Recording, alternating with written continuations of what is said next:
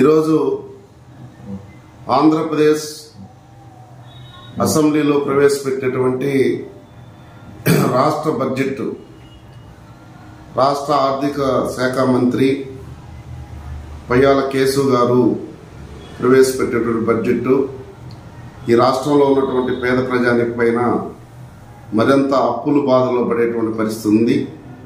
ఇవాళ ప్రవేశపెట్టినటువంటి బడ్జెట్ చూస్తే ఏదైతే కూటమి ప్రభుత్వం 6 గ్యారెంటీలు ఇచ్చిందో 6 గ్యారెంటీలో కూడా 2టికి మాత్రమే కేటాయించడం జరిగింది. మిగిలిన ఎక్కడా కూడా కనపరచలేదు. ఇవాళ ఈ రాష్ట్రంలో కరెంట్ ఛార్జీలు ఈ గవర్నమెంట్ అధికారం వచ్చిన తర్వాత కూడా ట్రూ ఆఫ్ ఛార్జీల పేరుతో సర్వీస్ ఛార్జీల పేరుతో విపరీతంగా భారం మోపుతా ఉన్నారు. దానిపైన కూడా ఎక్కడ కూడా బడ్జెట్ కేటాయించలేదు. ఇవాళ విద్యా రంగానికి సంబంధించి యువజన రంగానికి సంబంధించి వ్యవసాయానికి సంబంధించినటువంటి రైతులకు సంబంధించినటువంటి బడ్జెట్ కూడా పెద్దగా ఎక్కడ ఏమి చూపించడం లేదు. ఈ రాష్ట్రంలో అధికారంలో ఉన్నటువంటి కూటమి నాయకులు మొత్తం కూడా భారీ ఎత్తున బడ్జెట్ ప్రవేశపెట్టారని చెప్పేసి పత్రికలకు టీవీలకు చెప్పుకుంటా ఉన్నారు. ఇవాళ మేము అడుగుతా ఉన్నాం, ఈ రాష్ట్రంలో ఉన్నటువంటి పెండింగ్ ప్రాజెక్టులకు సంబంధించినటువంటి విశాఖ ఉక్కు సంబంధించినటువంటి కేంద్ర ప్రభుత్వం మొన్న ప్రవేశపెట్టలేదు బడ్జెట్ పైన. మరి రాష్ట్ర ప్రభుత్వం ఏమైనా ప్రవేశపెడుతుందంటే రాష్ట్ర ప్రభుత్వం కూడా అక్కడ గనులకు సంబంధించినటువంటి లోటును దాన్ని పూర్చలేనటువంటి పరిస్థితి ఉంది.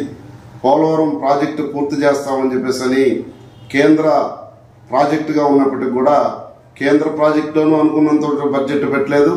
రాష్ట్ర ప్రాజెక్టుకు సంబంధించినటువంటి కొంత పెండింగ్లో ఉన్నటువంటి బడ్జెట్లు సంబంధించినటువంటి ప్రాజెక్టుల పైన కూడా బడ్జెట్ కేటాయించడం లేదు. గతంలో వీళ్ళు ప్రతిపక్షంలో ఉన్నప్పుడు కార్మిక వర్గం రాష్ట్ర వ్యాప్తంగా అనేకమైనటువంటి ఆందోళన కార్యక్రమం నిర్వహించారు.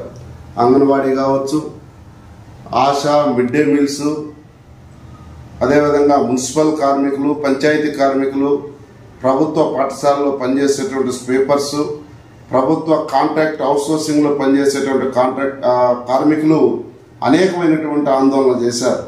మరి ఈవేళ కార్మికులకు సంబంధించినటువంటి బడ్జెట్ ఎక్కడ కూడా ఈ బడ్జెట్లో ఇప్పుడు ప్రవేశపెట్టేటువంటి బడ్జెట్లో ఎక్కడ దాన్ని ఊసే లేకుండా చేసినటువంటి పరిస్థితి వస్తూ ఉంది. వ్యవసాయానికి సంబంధించినటువంటి బడ్జెట్ కూడా దానికి పూర్తిగా చేతులెత్తేశారు.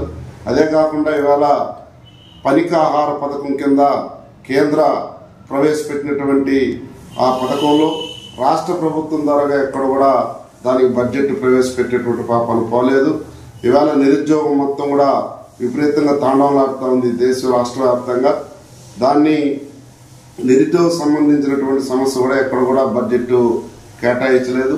పేదలకు సంబంధించినటువంటి ఇళ్ల స్థలాలకు సంబంధించినటువంటి 5 లక్షల రూపాయలు ఒక్కొక్క ఇంటికి ప్రభుత్వం ద్వారా ఇవ్వాలని చెప్పినాం.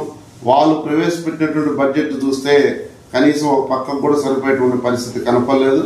ఇదంతా కూడా ఈ బడ్జెట్ ఇప్పుడు ప్రవేశపెట్టినటువంటి 3,22,000 కోట్ల రూపాయల బడ్జెట్ కూడా ఈ రాష్ట్రంలో ఉన్నటువంటి 5 కోట్ల ప్రజల పైన మరింత భారం మోపేటువంటి పరిస్థితి బడ్జెట్ కనిపిస్తా ఉంది. దీన్ని సిపిఐగా తీవ్రంగా ఖండిస్తా ఉన్నాం. బడ్జెట్ పైన అప్రమత్తంగా రాష్ట్ర ప్రజలు కూడా ఉండి పోరాటం చేయాలని చెప్పేసి కూడా ఇవాళ మేము పిలుపునిస్తా ఉన్నాం.